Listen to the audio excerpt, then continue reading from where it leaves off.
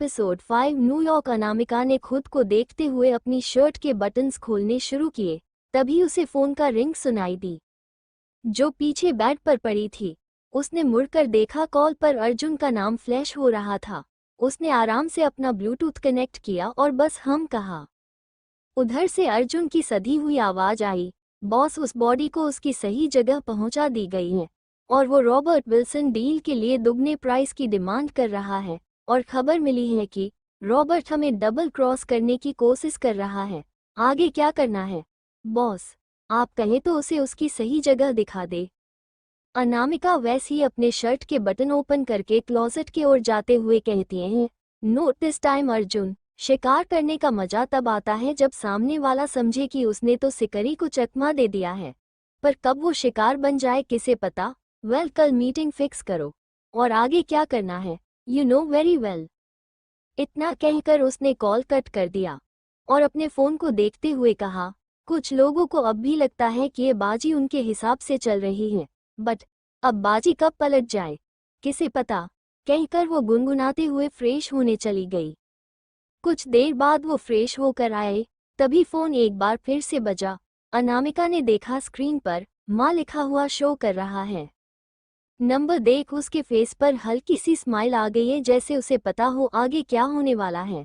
उसने आराम से फोन उठाया और हल्की आवाज में कहा, माँ अंडरस्को। इतना सुनते ही दूसरी तरफ से सीता जी की थोड़ी नाराजगी और हल्के गुस्से भरी आवाज आए, लड्डू कहाँ थी आप अब तक? मैं कब से आपका फोन ट्राई कर रही थी। इतना गुस्साए हैं आप कि आपको अपनी माँ से बात करने का टाइम नहीं मिलता। खुद की तो आपको जरा सी चिंता नहीं है। और मैंने आपको कितने बार कहा है, देर तक काम मत किया करिए, लेकिन नहीं मजाल है जो आप मेरी बात सुन ले। अनामिका ने उन्हें बीच में रोकते हुए शांत आवाज में प्यार से के कहा, माँ मैं बिल्कुल ठीक हूँ। और फोन साइलेंट पर था। सच में मैंने आपको कितने बार कहा है आप इतने देर वेट मत किया करो, सो जाया करो, लेकिन आप मेरी बात सुनते कहाँ हैं। बात करते हुए वो सामने लगे ग्लास वॉल के पास में आ गई थी। सीता जी ने थोड़े चिंता से कहा, मैंने भी आपको कितने बार कहा है, जब तक आपका फोन नहीं आ जाता मुझे नींद नहीं आएगी। चिंता लगे रहती हैं मुझे। माँ हूँ अपकी, समझी आप। और ये बताइए खाना खाया आपने? अनामिका ने कसकर अपनी आंखें बंद कर लिए, जैसे उसकी चोरी पाकर ये गई हो। उसकी चुप्पी देखकर सीता जी उस पर भड़कते हुए बोली, मतलब अपने खाना तक नहीं खाया है? हे भगवान, क्या करूं मैं? इस लड़की का खुद का ध्यान तक रखना नहीं आता, हर समय बस बिजनेस बिजनेस चलता है इसके दिमाग में। आखिर आप इतनी लापरवाही क्यों करती हैं? माँ सॉरी, आज थोड़ा लेट हो गया, मैं अभी जाकर खा लेते हूँ, आप चिंता मत करिए और आराम से सो जाए। ओक, गुड नाइट माँ। कहकर जल्दी से उसने कॉल कट कर दिया। वो चाहे कितने भी पत्थर दिल हो, पर सीता जी के सामने उसकी एक नहीं चलती थी। उनके डांटने में भी अलग ही प्यार झलकता है, लेकिन फिलहाल उसकी माँ उस पर भड़किए हुई थी। अगर उसने कॉल नहीं कट किया होता तो आप उसको बहुत कुछ सुनने को मिलता और आचे क्लास लगती। खैर, कॉल काटने ने बद वो आराम से ग्लास वॉल से सामने फैले अंधेरे को देखने लगे। 5 साल बीत गए थे। इन 5 सालों में बहुत कुछ बदल गया था। वो अब पहले जैसे मासूम नहीं रही थी। उसने खुद को पूरी तरह से बदल लिया था और आज वो इतनी कामयाब और पावरफुल थी कि उसके सामने बड़े बड़े माफिया तक अपना मुंह खोलने से पहले 100 बार सोचते थे। इन 5 सालों में उसने अपनी बलबूते पर अपना खुद का एम्पायर खड़ा कर दिया था। वो चेहरे पर जो हल्की सी मुस्कुराहट आती थी उसके बस उसके परिवार और कुछ खास लोगों के सामने, बाहर की दुनिया के लिए वो वैसी ही थी, हार्टलेस, जिसके पास दिल नहीं है। खैर, उस सन्नाटे को चीरते हुए उसका फोन रिंग किया, जो एक प्राइवेट नंबर से था। उसने बिना देखे फोन कॉल उठाया और कहा, और सर्द आवाज में कहा, बोलो शेरा अंडरस्कोर। और सामने से शेरा, जो अनामिका के लेफ्ट हैंड था, उसने कहा, बॉस काम हो गया है और राठौर कॉर्पोरेशन के अंदर के हालात फिलहाल कुछ ठीक नहीं हैं। वो हमारे साथ कांटेक्ट करने की कोशिश कर रहे हैं। बॉस, उन्हें अब तक नहीं पाता कि ग्लोबल एंटरप्राइजेस के सो कौन है। सिर्फ इतना जानते हैं कि दुनिया जिस कंपनी से डील करने के लिए तरसती है, उसके के सो जल्द ही इंडिया आने वाले हैं और मीडिया में ये खबर बहुत हाइप पर है। अनामिक ने तिरछी मुस्कुराहट के साथ कहा, वही तो शेरा, असली शिकार तब होता है जब शिकारी दिखाई भी ना दे। फिर थोड़ा रुककर बालकनी के ग्लास पर अपने हाथ से हल्की लाइंस बनाते हुए कोल्ड वॉइस में कहा, अ ग्लोबल एंटरप्राइजेज एक नाम नहीं, एक मिथ है, और मिथ्स का दर सच्चाई से ज्यादा गहरा होता है। कुछ लोग समझ रहे हैं कि अगर हमसे एक डील मिल गई तो उनका फ्यूचर सिक्योर हो जाएगा, पर उन्हें ये नहीं पता कि उनका फ्यूचर अब मेरे ब्लूप्रिंट में लिखा जा चुका है। शेरा ने कहा, वो खुद हमसे कांटेक्ट करने की कोशिश कर रहे हैं, कहीं भी एक छोटी सी एंट्री मिल जाए इस होप में। मीडिया में तो अ एंटरप्राइजेस का नाम रोज हेडलाइन में है। अनामिका तीखे स्वर में, नजर रखो शेरा, बस 2 दिन और फिर। इंटर कहकर वो रुक गई। एक अजीब सी हंसी उसको चेहरे पर फैल गई। दूसरी तरफ शेरा के चेहरे पर पसीने की बूंद चलकने लगी। अनामिका ने आगे कहा, लेकिन पहले थोड़ा क्यूरियोसिटी फैला दो कि मैं इंडिया आने वाली हूँ। बस हिंट दो, नाम नहीं, बाकी उनका मीडिया का भूखा दिमाग अपना काम करेगा। शेरा ने कहा, समझ गया बॉस। और बिजनेस फाइलें, बोर्ड रूम प्रेजेंटेशन सब रेडी है।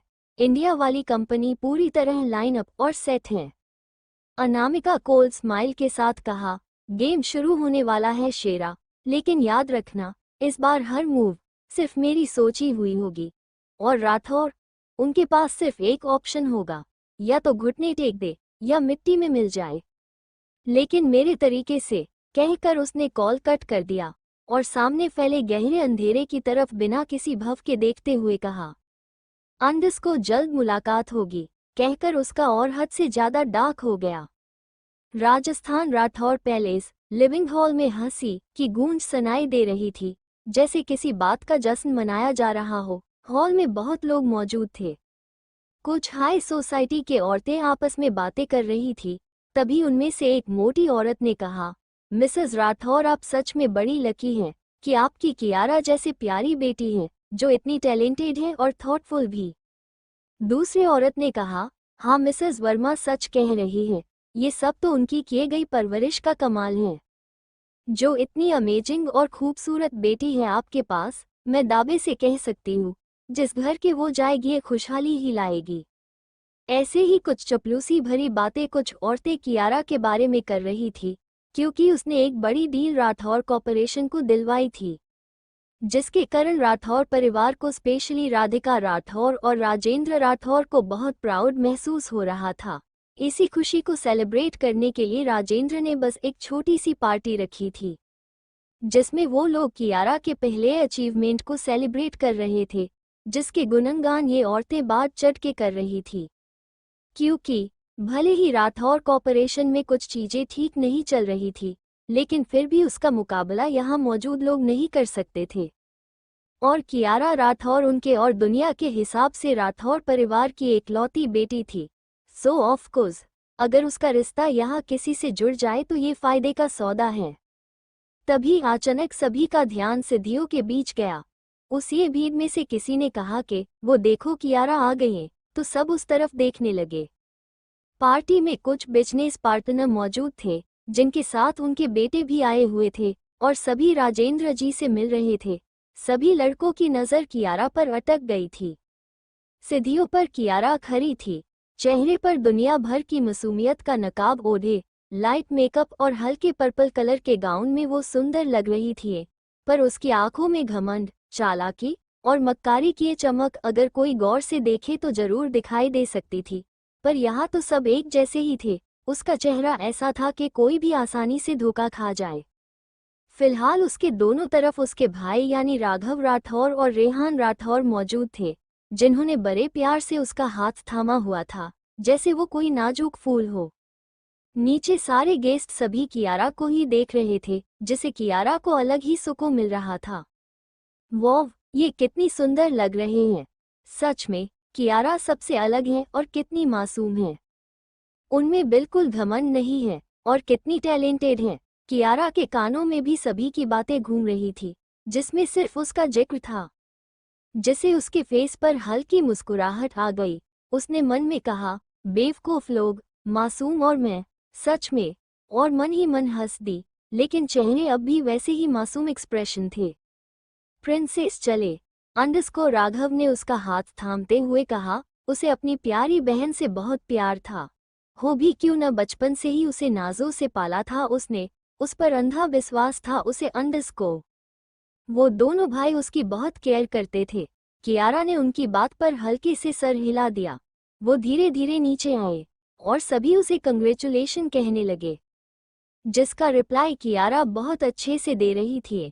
तभी कामिनी उसके पास आए और उसे गले लगाकर कहा, कंग्रेचुलेशन मेरी प्यारी बच्ची। चलो सबसे मिलती हूँ मैं तुम्हें। उसके बाद वो सबसे कियारा को मिलवाने लगी और सभी उसकी बहुत तारीफ कर रहे थे। बहुत लोगों ने उसे अप्रोच किया। वहीं दूर से ये सब देख रहे राजेंद्र और राधिका दोनों कियारा की कामयाबी से खुश थे और उन्हें बहुत प्राउड फील हो रहा था। इन गुजरे सालों में घर में किसी ने भी अनामिका का जिक्र तक नहीं किया, जैसे वो एग्जिस्ट ही नहीं करती है वो दुनिया में। तभी कुछ बिजनेस पार्टनर राजेंद्र जी से कहा, मिस्टर राठौर क्या आपने वो न्यूज़ देखी ग्लोबल इंटरप्राइजेज की सो इंडिया आने वाली हैं? सुना है वो बहुत क्रूएल हैं। जिससे सारे लोग ग्लोबल के बारे में ही बातें करने लगे। तब तक कियारा भी वहां आ चुकी थी। उसने भी ये बात सुन ली थी। राजेंद्र जी ने कहा, हाँ मिस्टर वर्मा, मैंने भी न्यूज़ सुनी है। तभी किसी ने कहा, अगर ग्लोबल के साथ राठौर कॉर्पोरेशन के डील फाइनल करे तो श्योर बहुत फायदा होगा। ये बात राजेंद्र ने भी सुने। उनके दिमाग में तो पहले से ही ये बातें चल रही थी। उन्होंने कियारा को देखा और कहा, प्रिंसेस अगर आपको इस कंपनी में इंटर्नशिप भी मिल गई ना, तो आपका करियर के लिए बहुत अच्छा होगा। कियारा ने मन में अलग के खिचड़ी पक रही थी। उसने कहा, जी डैड, इतनी बड़ी वर्ल्ड वाइड कंपनी के साथ कौन नहीं काम करना चाहेगा। और ये सच भी था। जिस तरीके से बीते कुछ सालों में कंपनी ने बिजनेस वर्ल्ड में कदम रखा था, तब से वो ऊंचाइयों पर जाता जा रहा था और आज इतना आगे था कि इंडिया क्या एशिया के एक कंपनी में से एक था जिसमें काम करने का सपना कियारा का भी सपना था। वो अपने ख्यालों से बाहर आए और पोलाइट टोन में कहा, डैड मैं पूरी कोशिश करूंगी, आखिर ये मेरा भी सपना है। उसकी ये बात सुन वहां मौजूद लोगों में से कुछ ने कहा, मिस्टर राठौर आप सच में बहुत लकी हैं कि आपकी इतनी समझदार और टैलेंटेड बेटी है। कियारा बेटा जरूर बहुत आगे जाएगी। उसके बाद सुन राजेंद्र जी हल्का सा मुस्कुरा दिए। उन्होंने कियारा के सर पर प्यार से हाथ फेरा। कुछ देर बाद पार्टी खत्म हो गई थी, जिसके बाद सभी हॉल में बैठे थे। कियारा राघव के पास बैठी और सभी से बातें कर रही थी। तभी हॉल में दादा दादी आए और कियारा को उन सब के बीच अपनी पोती की जगह देखकर उनका खून खौल उठा। लेकिन अपने बेवकूफ़ बेटों और पतों के अंधे विश्वास को देखकर वो कुछ नहीं बोले, क्योंकि उन्हें पता था ये बेवकूफ़ लोग उनकी बात सुनेंगे ही नहीं। वो सबको इग्नोर करके जाने लगे। तभी कियारा की नज़र उन पर पड़ गई। वो जल्दी से उठी और उनके पास आ गई और मासूम से चेहरा बनाकर बोली, दादाजी, दादी माँ आप ही पार्टी में क्यों नहीं आए? मैं कब से आपका इंतजार कर रही थी, क्या आप मुझे आशीर्वाद नहीं देंगे? कहकर दादाजी का हाथ पकड़ लिया, जिसे दादाजी को बहुत गुस्सा आया। उन्होंने कठोर लहजे में कहा, ए लड़की दूर रहो हमसे, समझिए ये जो नाटक तुम करती रहती हो ना, वो इन बेवकूफ़ लोगों को दिखाओ, समझी? कहकर उन्होंने कियारा का हाथ झटक दिया, जिससे कियारा लड़खड़ाकर 2 कदम पीछे हट गई और अपने आंसू भरी आंखों से उन्हें देखने लगी। उसके आंसू देखकर सभी को बहुत बुरा लगा। राजेंद्र ने कहा, पापा वो तो बस आपसे पूछ रही थी, आप क्यों नहीं आए, वो आपसे बहुत प्यार करती हैं। उसके बाद सुन दादी जी ने अपने बेटे को गुस्से से देखा और बीच में कहा, नालायक, मुझे समझ नहीं आता, तू इतना अंधा कैसे हो गया है जो इस घटिया लड़की का नाटक नहीं देखता तुझसे। और तुम मेरी बात ध्यान से सुन लो, हम तुम्हारे कोई दादा दादी नहीं हैं, समझी? हमारे एक ही पोती हैं, अनामिका राठौर। सुना तुमने? पता नहीं तो किसका गंदा खून है जिसे ये लोग सड़क से उठाकर मेरी फूल से बच्ची की जगह ले आए। वही अनामिका का नाम इतने दिनों बाद सुनकर सभी एक पल के लिए जम गए। ये नाम वो तो जैसे भूल ही गए थे। राजेंद्र जी और राधिका जी एक पल के लिए ठिठक गए। उसके आंखों के सामने एक 11 साल की लड़की का मासूम चेहरा घूम गया। अभी वो कुछ सोचते आगे उसके पहले ही उसे कियारा के रोने की आवाज आई। कियारा ने जब खुद के लिए गंदा खून सुना और सड़क पर से उठाए हुए तो उसका दिल जल उठा। उसे इस बात से बहुत नफरत होती थी कि अनामिका इस घर की असली बेटी है और वो बस गोद ली हुई। उसके मन में अनामिका के लिए वक्त के साथ और भी नफरत भर गई थी। जब उसने देखा कि कैसे अनामिका का नाम सुनकर सभी अनामिका के बारे में सोचने लगे तो उसे हद से ज्यादा गुस्सा आया। क्यों वो लड़की हर बार उसके बीच में आ जाती है? वो घटिया लड़की यहाँ होकर भी उसकी जिंदगी में जहर घोल रही है। काश वो कभी आए ही न, काश वो मर जाए। उसने अपना रोना स्टार्ट कर दिया, जिससे सभी लोगों का ध्यान अनामिका से हटकर कियारा पर चला गया और सबसे पहले राघव उसके तरफ दौड़ा और उसे चुप कराने लगा। प्रिंसेस बस करो, शांत हो जाओ, तुम्हारी तबीयत खराब हो जाएगी, कामिनी जी ने कहा। कियारा शांत हो जाओ, रोन बंद करो। कियारा रोते हुए बोली, सब मेरी गलती है, काश उस दिन मैं खाए अंडस्को में गिरकर मर जाते तो कितना अच्छा होता। उसने खाई शब्द पर बड़ी ही चलकी से जोर दिया जिससे सबका ध्यान उस घटना की तरफ चला जाए। मैंने अनामिका की जगह ले ली है, मैं बहुत बुरी हूँ, मैं भाई डैड कहकर फुट फुट कर रोने लगी। वही उसके मुंह से खाए वाले हादसे का जिक्र सुनकर एक बार फिर सभी को वो इंसिडेंट याद आ गया, आज जिसमें अनामिका ने कियारा को पहाड़ी से धक्का दे दिया था और खुद भाग गई थी, जिसे सभी के मन में फिर अनामिका के लिए नफरत भर गई। राधिका जी ने गुस्से से कहा, कोई गलती नहीं है तुम्हें, सब गलती उस लड़की के हैं, उसे उसकी पनिशमेंट मिली है जो उसने किया। हाँ भाभी बिल्कुल सही कह रहे हैं, ये सब उस लड़की के कारण है जो हमारी कियारा को हमेशा हट करते रहती थी, तंग करती थी। अच्छा हुआ वो यहाँ नहीं है। प्रिंसेस आपको ज्यादा सोचने की जरूरत नहीं है, राघव ने कहा। वही उन सभी की बेवकूफ़ी और कियारा के चालबाजी देखकर दादा और दादी ने घिन से सबको एक नज़र देखा और गुस्से से कहा, इन कमकलों को कुछ समझना बेकार है, जो खुद के बेटी को छोड़ इस गतिया लड़की के पीछे पागल हैं। और वो गुस्से से दादी जी के साथ वहां से अपने कमरे में चले गए। ये सब देखकर उनका सर दर्द करने लगा। वही कियारा फिर से सभी के आंखों में अपने लिए सिंपैथी और प्यार देखकर उसे सुकून मिला। उसके हिसाब से ये सब उसका था, ये उसके पेरेंट्स और भाई थे, इसलिए सारी खुशियाँ और प्यार वो डिजर्व करती थी और इसलिए उसे सबकी आंखों के अनामिका के लिए घिन और नफरत साफ देख सकते थे, जिसे वो मन ही मन खुश हुआ गई। कुछ देर बाद रेहान और राघव उसे रूम में लेकर आए और प्यार से उसके सर सहलने लगे, जिसके कियारा को बहुत अच्छा लग रहा था। उसने सुकून से आंखें बंद कर लिए और मन ही मन कहा, देखो अनामिका, आज ये सब कुछ मेरा है और हमेशा रहेगा, मैं तुम्हें कुछ भी अपना नहीं लेने दूंगी। अगर तुम कभी बीच में आई तो मैं तुम्हें बर्बाद कर दूंगी। कहकर उसके फेस पर तिरछी मुस्कुराहट आ गई। वही दूसरी तरफ अनामिका जो जेट में थी और सामने आसमान को देख रही थी, उसने टेढ़ी मुस्कुराहट के साथ कहा, ये तो वक्त ही बताएगा कौन किसे बर्बाद करता है। अंडस्को सुबह का समय कल के घटना के बाद किसी ने ज्यादा बात नहीं की थी। फिलहाल डाइनिंग टेबल पर शांति पसरी हुई थी। कियारा राघव और रेहान के बीच बैठी थी। सभी शांति से ब्रेकफास्ट कर रहे थे। नौकर चुपचाप अपना काम करके जा चुके थे।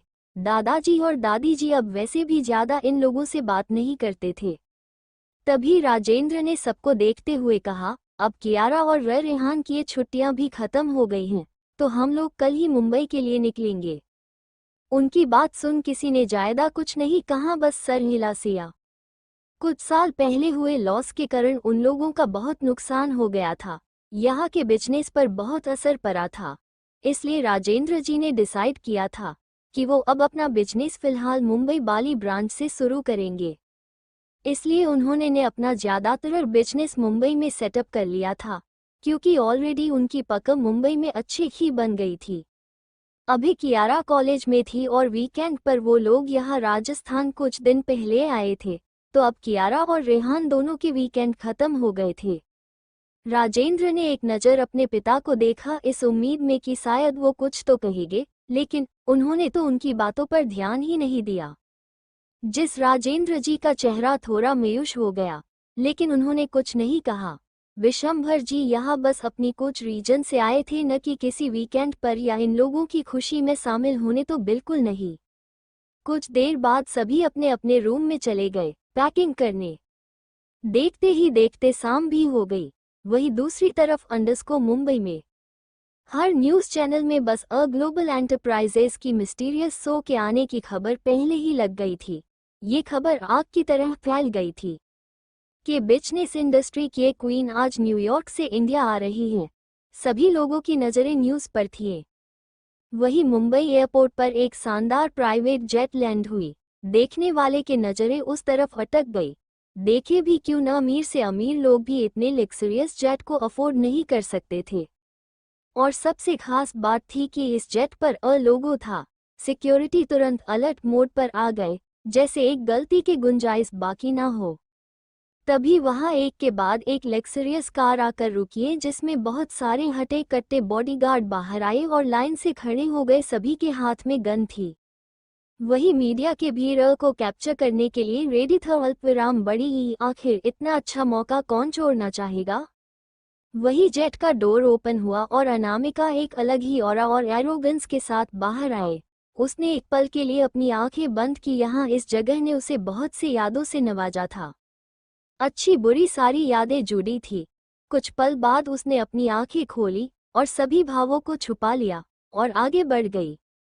उसने पूरे तरीके से ब्लैक शर्ट और ब्लैक हाई वेस्टेड पंथ में उसका फिगर किसी मॉडल को भी पीछे छोड़ दे लुक हद से ज्यादा कतलना लग रहा था। चेहरे पर लगा मास्क भी उसकी खूबसूरती को छुपा नहीं पा रहा था।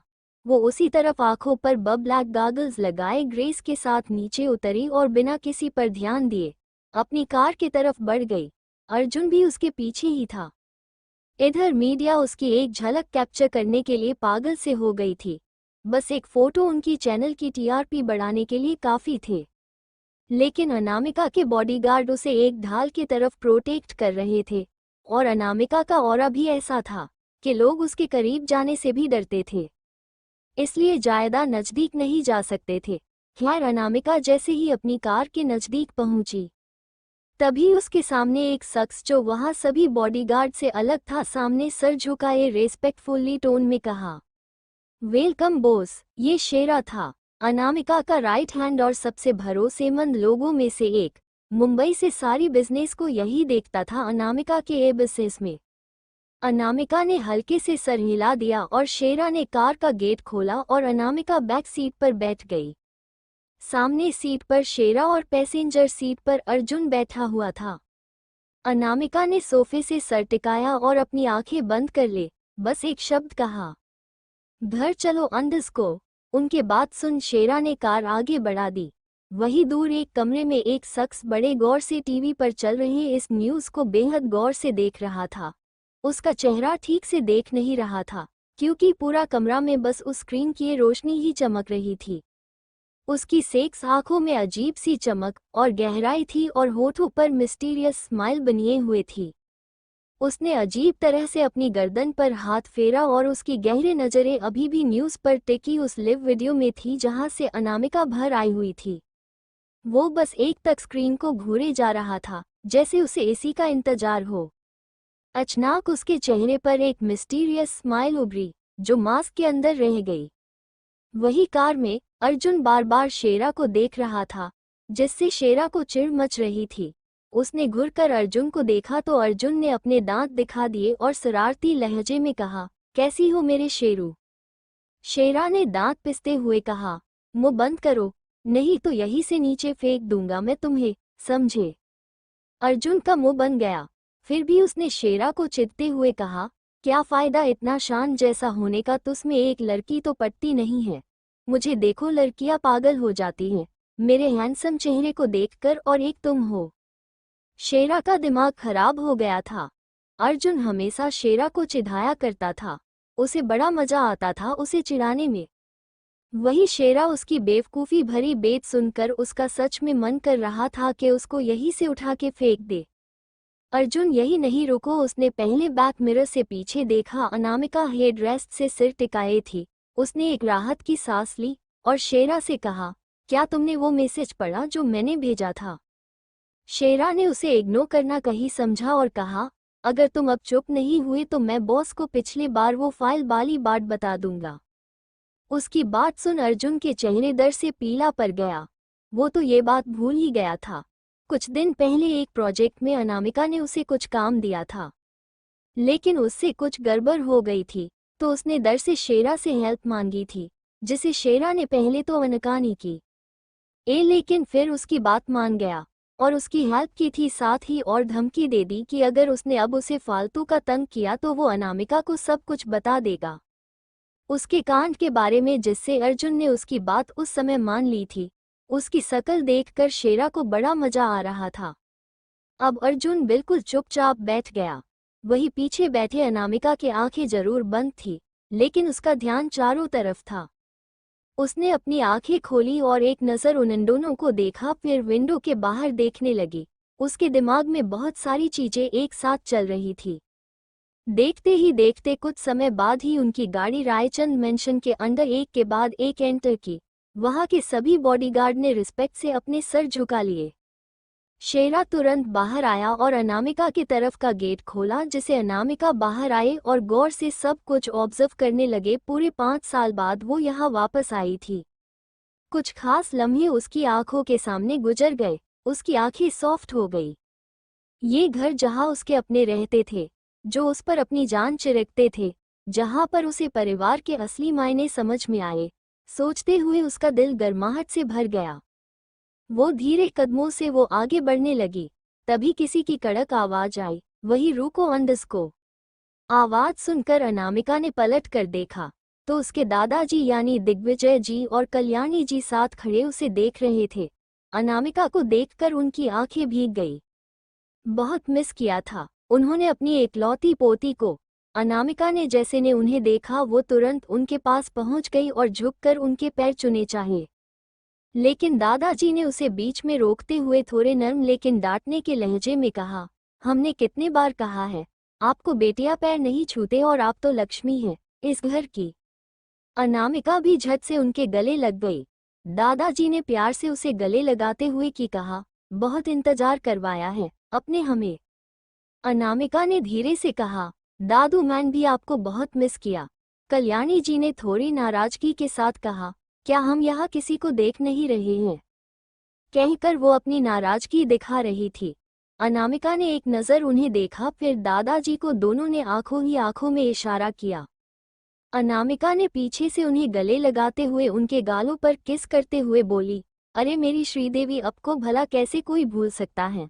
वही अपनी फेवरेट कलाकार का नाम सुनकर अब जाकर उनके फेस पर मुस्कान आ गई। उन्होंने ने भी अनामिका को गले लगाते हुए कहा, मेरी प्रिंसेस बहुत समझदार है। कहकर उन्होंने प्यार से अनामिका के फोरहेड पर किस किया। कटपी मैं भी हूँ यहाँ, मुंह बनाते हुए अर्जुन आकर दादी जी के गले लग गया।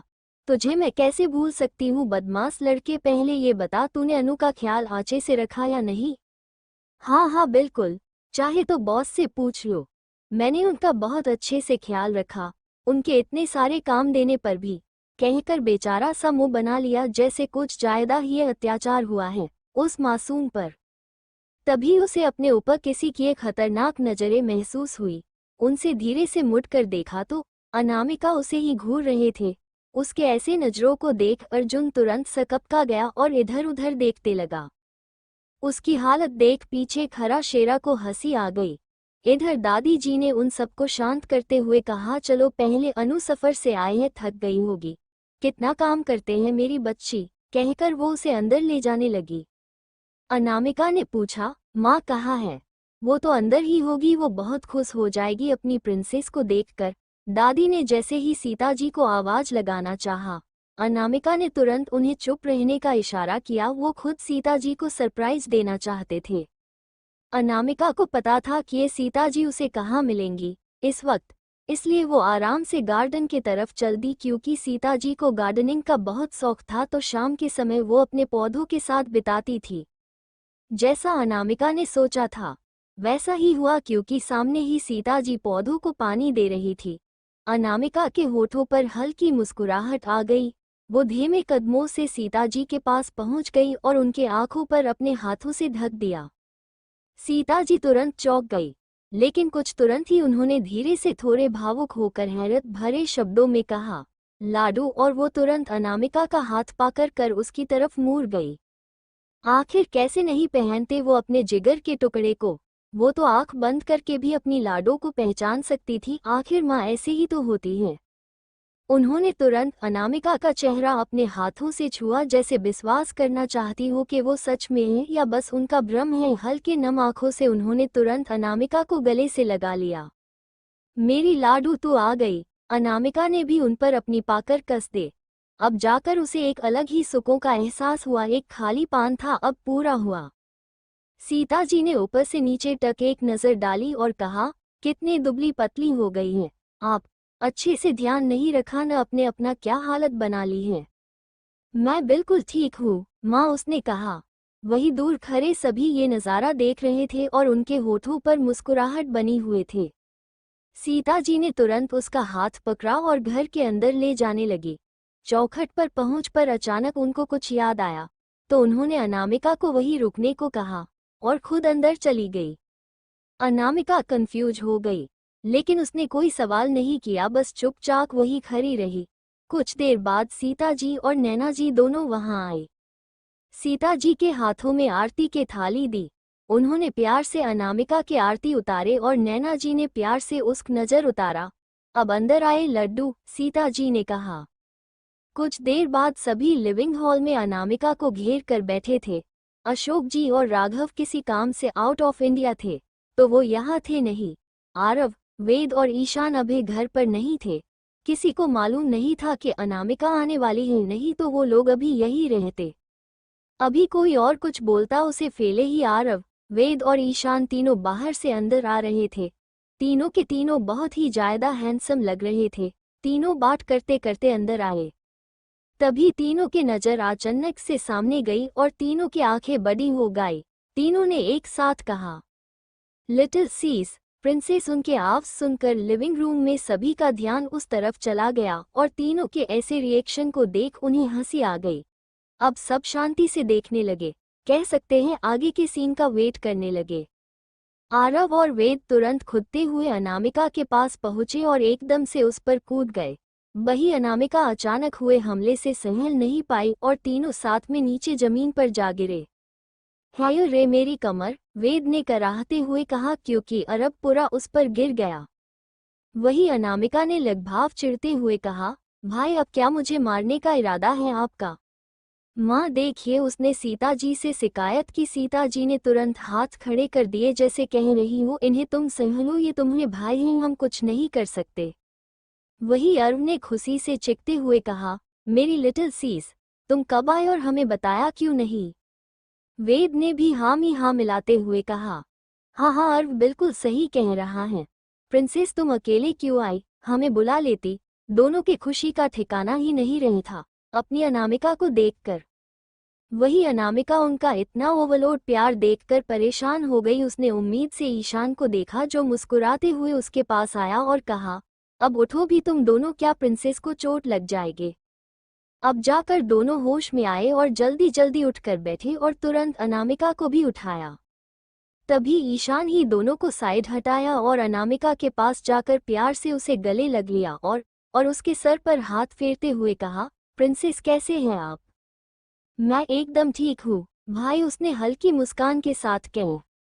वही आरव और वेद का जलन से मुंह बन गया था। ऐसे ही हंसी मजाक और थोड़ी नोक-झोंक के साथ सभी ने अपना डिनर कंप्लीट किया, जिसके बाद आरव, वेद, ईशान और अनामिका अपने फेवरेट स्पॉट यानी सभी टेरेस पर बैठ गए।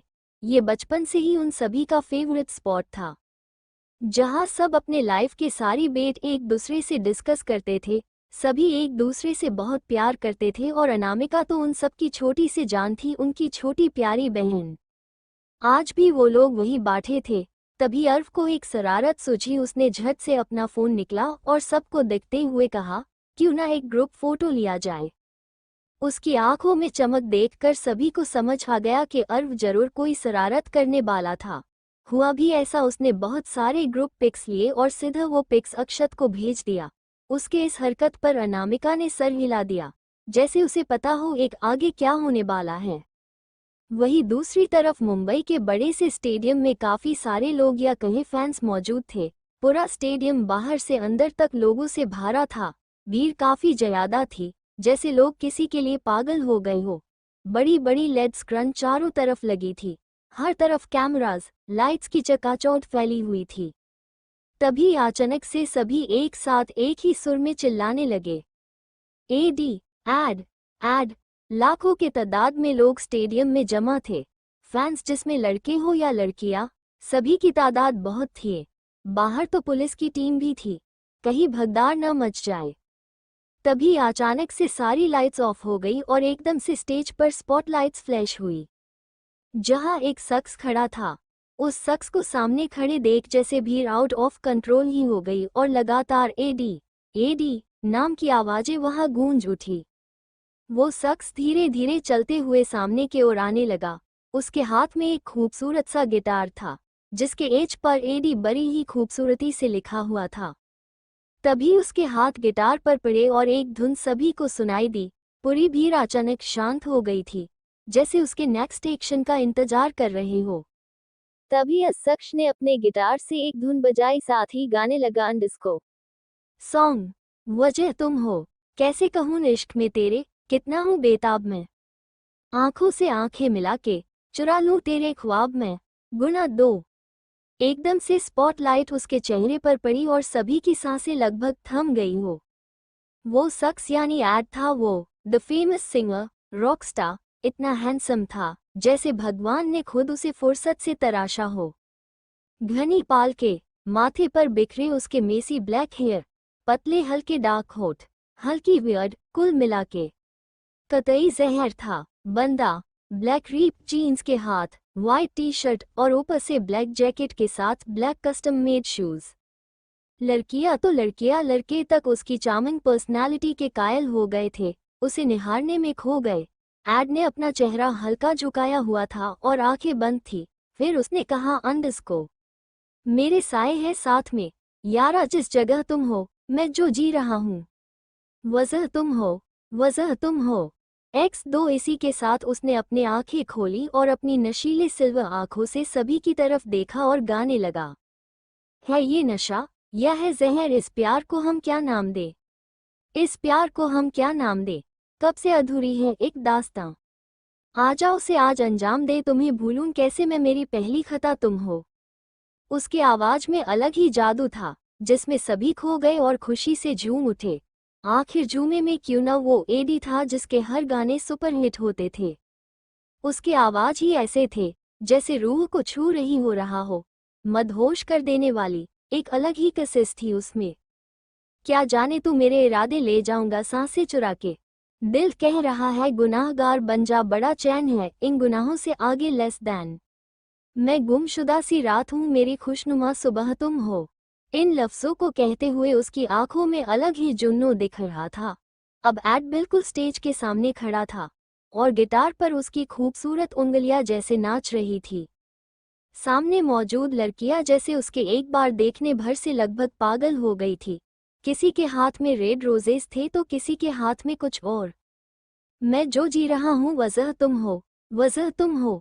X2। इसी के साथ उसने अपना गाना खत्म किया। तभी भीड़ चिल्लाने लगी, वंस मोर एडी। कुछ लड़कियां तो जोर जोर से आई लव यू बोल रही थी। कुछ ने पोस्टर्स उठाए थे, कुछ स्टेज के नीचे से सेल्फीज ले रहे थे। एड उन सबको देख बस हल्का सा मुस्कुरा दिया। उसके मुस्कान तो लाखों दिलों को धड़कनों को रोकने के लिए काफी थी। कुछ लड़कियां तो वही बेहोश हो गई थी, जिन्हें उठाकर दूसरी तरफ ले जाया गया। खैर कुछ देर बाद कंसर्ट खत्म हुआ और एड बैक स्टेज पर पहुंच गया था। वो सीधे अपने वैनिटी रूम में गया, जो बहुत ही लग्जरियस था। एड ने अपनी गिटार एक तरफ रखे और एकदम से सोफे पर आकर फेल कर लेट गया। एड यानी Advik Oberoi, the youth sensation, rock star जिसके पीछे लोग पागल हैं, म्यूजिक इंडस्ट्री का बादशाह, आवाज ऐसे कि लोग पागल हैं इनके पीछे। थोड़ा स्वीट, आर्रोगेंट, एक्स्ट्रॉर्डिनरी, हैंडसम हद से था वो, अपनी मन की करने वाला। तभी रोम का डोर खुला और उसका मैनेजर यानी नील, जो उसका दोस्त भी था, अंदर आते हुए कहा, अद्विक YRR भाई, वॉट ए परफॉर्मेंस डूड, क्या गाया है तूने, हमेशा के तरह अनबीटेबल, फुल ऑफ इमोशंस। बाहर भीड़ पागल हो गई है बस तुझे देखने के लिए। ये सॉन्ग तो सुपर डुपर हिट है बॉस। अद्विक अब भी उसी पोजीशन में था, जैसे ये सब उसके लिए कुछ नया नहीं हो। वेल था भी ऐसा, जब भी उसका कॉन्सर्ट होता था लोग ऐसे ही पागल हो जाते थे। अनगिनत फैंस थे उसके, कितनी कंपनी उसे साइन करने के लिए मरे जा रही थी। अद्विक बस अपने मन के सुनता था, उसका जो मान होता वो वही करता। गाना उसका पैशन था। नील ने कहा, भाई तू सो रहा है, आर यू सीरियस?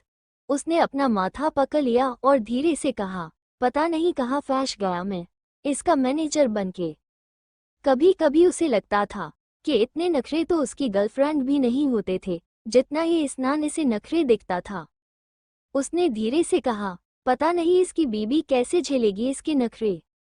वेल, मुझे तो अभी से ही उस पर तरस आ रहा है। तभी अद्विक ने लेजी टोन में कहा, हो गया तेरा, और क्या बोला तूने बीबी? वो अब उठकर बैठ गया और उसे देखते हुए सीरियस फेस के साथ बोला, ऐसे कोई लड़की ही नहीं बनी जो अद्विक ओबरॉय के दिल पर राज कर सके। शादी तो दूर दूर के बात है। अच्छा देखते हैं, नील ने आंखें रोल करते हुए कहा, मैं भगवान से प्राय करूंगा कि तुझे ऐसी लड़की मिले जो एकदम खदुश हो, जो तेरा जीना हराम कर दे, फिर तुझे अकल आएगी। अद्विक उसे इग्नोर कर उठते हुए अपनी जैकेट उतारते हुए वॉशरूम में जाते हुए वैसी जैकेट उसके मुंह पर फेंकते हुए कहता है, इन योर ड्रीम्स, कहकर वॉशरूम में चला गया। वॉशरूम में अद्विक शॉवर के नीचे खड़ा था। उसके strong muscular biceps, perfect muscular body, बिल्कुल ग्रीक गॉड था वो। ऐसे ही लड़कियां पागल नहीं थी उसके पीछे। कोई लड़की इस हाल के देख कैसे अपना दिल न हारे उस पर। शॉवर के नीचे गिरता हुआ पानी उसके बालों से होते हुए उसके चेस्ट पर किसी मोती की तरह फिसल कर कहीं गुम हो गए थे। उसके पूरी बैक एरिया पर एक ईगल का टैटू बना हुआ था, इस तरीके से कि वो एक खतरनाक वाइब भी दे रहा था। उसने अपने बालों को हाथों से पीछे किए, जिससे उसकी मस्क्यूलर बॉडी अलग ही अट्रैक्टिव लग रही थी, जो बड़े बड़े मॉडल्स को पीछे छोड़ने के लिए काफी थे। उसने अपनी आंखें बंद किए और धीरे से फुसफुसिया, प्यार, मोहब्बत, इश्क जैसी बातें अद्विक ओबरॉय के लिए नहीं बानी। उसकी आवाज बेहद धीमी लेकिन गहरी थी। दूसरी तरफ अंडस्को राजवंश महल। अनामिका का कमरा। अनामिका अपनी बालकनी के सामने फैले अंधेरे को एकटक निहार रही थी। उसकी आंखें बिल्कुल खाली थी, जिनमें कोई इमोशंस नहीं थे, बिल्कुल जैसे वो हमेशा रहते हैं, इमोशनलेस। भले ही घरवालों के सामने वो हंसते मुस्कुराती थी, लेकिन अभी के अनामिका और यूएस अनामिका में जमीन आसमान का अंतर था। उसकी मुस्कुराहट के पीछे बहुत कुछ छुपा होता था। कुछ जख्म ऐसे होते हैं जो समय के साथ अगर बाहर न आया जाए तो वो नासूर बन जाते हैं। अनामिका ने भी उन जख्मों को नासूर बना दिया था। अचानक उसका फोन रिंग हुआ। उसने अपना ध्यान फोन की तरफ किया, जहां शेरा फ्लैश हो रहा था। उसने कॉल पिक किया और बस हम में जवाब दिए, एकदम सख्त और कोल्ड वॉइस में। दूसरी तरफ से शेरा ने कहा, बॉस वो लोग आज ही पहुंच चुके हैं। उसके बाद सन अनामिका के फेस पर एविल स्माइल आ गई। उन्हें बस इतना कहा, नजर रखो। शेरा ने हिचकिचाते हुए कहा, यस बॉस। उसकी हिचकिचाहट सुन अनामिका ने अजीब तरह से मुस्कुराते हुए कहा, मन में सवाल रखा, आचे बात नहीं है। शेरा की आंखें बारी हो गई। उसने एक बस फोन को देखा और मन ने कहा, इन्हें हमेशा मेरे मान ही बात कैसे पता चल जाती है। इधर अनामिका ने सर्द लहजे में कहा, क्योंकि मैंने तुम्हारे दिमाग में वायर फिट किया है। उसके बाद सुन शेरा हड़बड़ा गया। उसकी बॉस कुछ ज्यादा ही खतरनाक मजाक करती है। उसने बिना कोई देरी किए थोड़ा हिचकिचाते हुए कहा, बॉस क्या आप अपनी रियल आइडेंटिटी के साथ उन लोगों के सामने जाएंगी? अनामिका उसका सवाल सुन चुप रही, फिर तिरछी मुस्कुराहट के साथ कहा, हर चीज को जानने का एक सही वक्त होता है। You know what I mean. Well, focus on your work शीरा।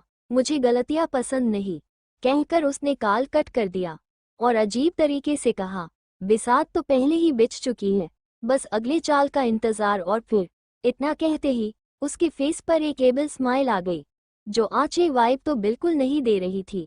To be continued __।